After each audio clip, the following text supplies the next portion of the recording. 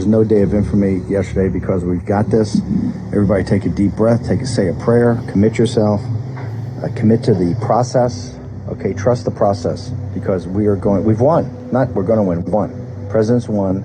He's won re-election, won it with an overwhelming majority.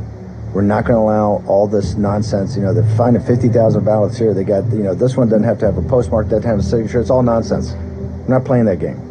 That's the same game of the guys, a 17-point difference in Wisconsin, the one that Trump was 10 points, 12 points, 15 points down. The Charlie Cook of it all, huge landslide victory. Didn't happen.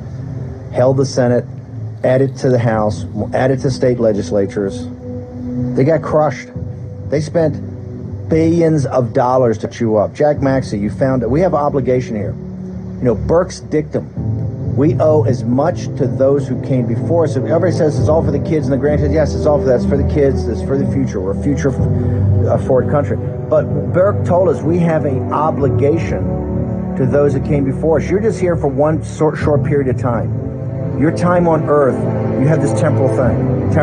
It's through human agency of what you do to work to take that and make it better and pass it on to future generations. In doing that, you respect your obligations to those that came before you, right?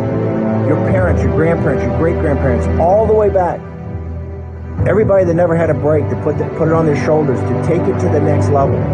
Right, to deliver to you, to bequeath to you the greatest nation in the history of mankind, a nation that has freed more people. Jack Maxey, the men at Normandy, tell me about him. What was interesting, Steve mentioned Normandy, and there was no whining or crying as those boys stepped off the LST or those young men. And what's very important for everyone to understand, we do owe an obligation to these dead who have gone out and fought these battles for us to defend our Constitution. And what was very poignant for me was recognizing that the average age of the men who landed at Normandy was 20 years of age. Give me that again. The average age was what? 20 years of age. Correct me if I'm wrong. At 20 years of age back in that time, could you vote? No, you could not vote until 1970. So that means everybody who was under 21 who died in Vietnam, Korea, everybody. Everybody that voted on the 3rd, President Trump has he took an oath to God. You have a moral obligation, direct connection to those kids that died in Normandy that couldn't even vote. Did they whine? Did they cry? No. They knew they were going to certain death.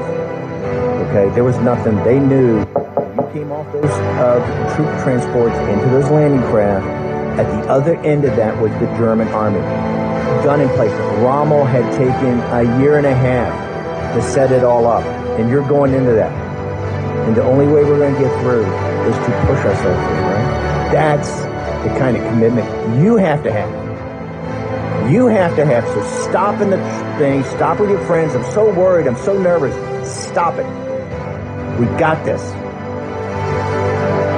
The only way they can take it is if we give it to them. If you give it to Rachel Maddow, if you give it to Anderson Cooper, if you give it to Nancy Pelosi, if you give it to that feckless old man in quasi-dementia wandering around, the puppet, if you give it to him, if you allow that to happen, I want you to understand, I want you to explain that to the 20-year-old kid in the first wave on D-Day.